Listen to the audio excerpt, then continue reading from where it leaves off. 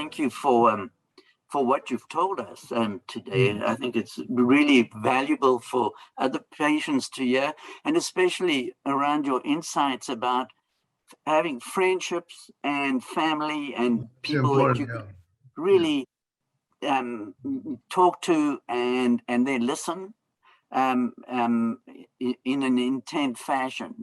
And you may have some other comments for us.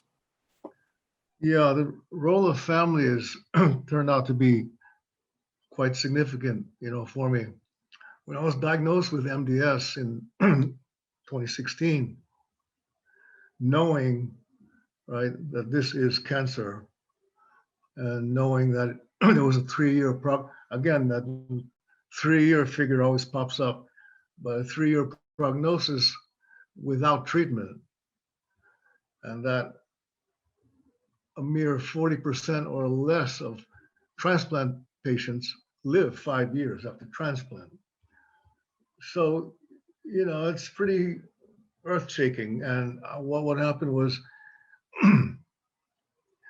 for 2 or 3 weeks after that diagnosis, you go through I can only describe it as mental chaos, total chaos. You're thinking about, what should you think about?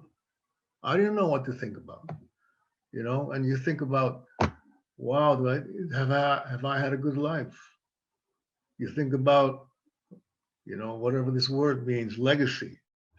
You think about accomplishments. You think about stuff like that. And it was a little torturous to go through that kind of chaos for a few weeks. And then Shelley, my wife, had a conversation with my sister. And my sister conveyed to her, right, how she felt. And then Shelley related to me.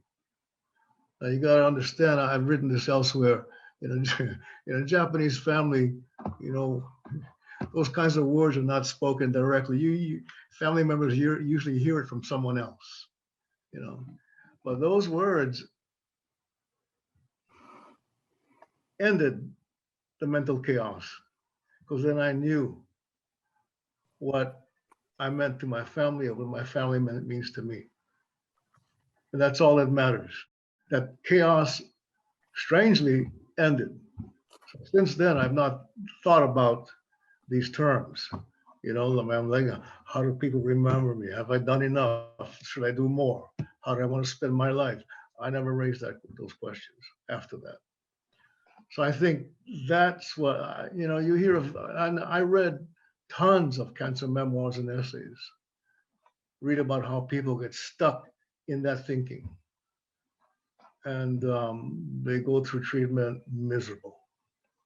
I was fortunate that I didn't get stuck and mired in that thinking. It happens naturally. I mean, but that's how I dealt with it. Well, that's how I was able to deal with it. Yeah. Thank you. You've given us really important information, and that will be helpful for other patients to utilize in their dealings with their disorders.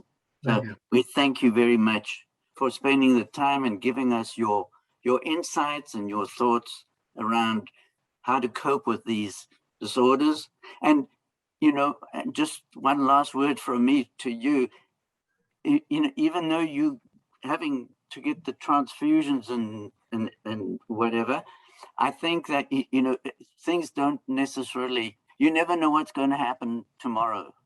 No, it doesn't mean that hey, no. you're in a bad situation, and you maybe should pack up, so to speak, because you don't know what will happen tomorrow. And No. things. The world is sometimes totally unpredictable with what happens to an individual. So that's my main message for you.